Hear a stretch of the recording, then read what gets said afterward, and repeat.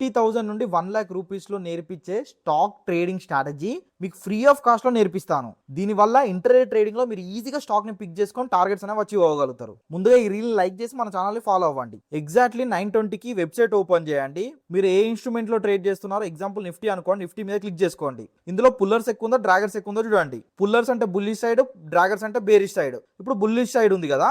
Next NSC website open చేయండి, sectorial indexes మీద click చేయండి. క్లిక్ చేస్తే ఇవన్నీ ఇండెక్సెస్ లో ఏది ఎక్కువ పాజిటివ్ లో ఉందో చూసుకోండి. ఎగ్జాంపుల్ కి నిఫ్టీ మెటల్ వచ్చేసి 2.31% పాజిటివ్ లో ఉంది. దీని మీద క్లిక్ చేయండి. క్లిక్ చేసిన తర్వాత నిఫ్టీ మెటల్ లో ఉన్న స్టాక్స్ అనేవి మీకు అన్ని విజిబుల్ అవుతాయి. దీంట్లో అన్నిటికన్నా పాజిటివ్ ఎక్కువ ఏది ఉందో దాని మీద క్లిక్ చేసుకోండి. నేషనల్ అల్యూమినియం మీద క్లిక్ చేయండి. నేను ఈ నేషనల్ అల్యూమినియం చార్ట్ వచ్చేసి ట్రేడింగ్ వ్యూలో ఓపెన్ చేశాను. ఇక్కడ చూడండి, ఈ ఎంట్రీ ఎందుకు తీసుకున్నాను, ప్రైస్ చూడండి, lower highs lower lows form చేసుకుంటూ ప్రైస్ డౌన్ ట్రెండ్ లో ఉంది.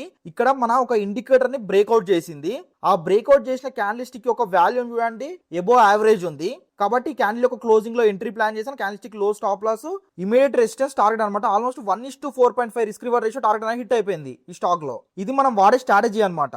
ఈ స్టాక్స్ ని ఎగ్జాక్ట్లీ ఎలా పిక్ చేసుకోవాలి, ఈ స్ట్రాటజీతో ఎట్లా ట్రేడ్ చేయాలి అని ఈ స్ట్రాటజీని నేను ఒక పీడిఎఫ్ అనేది క్రియేట్ చేశాను. ఈ రీల్ నాకు షేర్ చేసి కామెంట్ సెక్షన్ లో లింక్ అని టైప్ చేయండి. ఈ స్టాక్ ఇంట్రాడే స్ట్రాటజీ పీడిఎఫ్ అనేది మీకు డైరెక్ట్ డిఎం చేస్తాను. Thank you so much.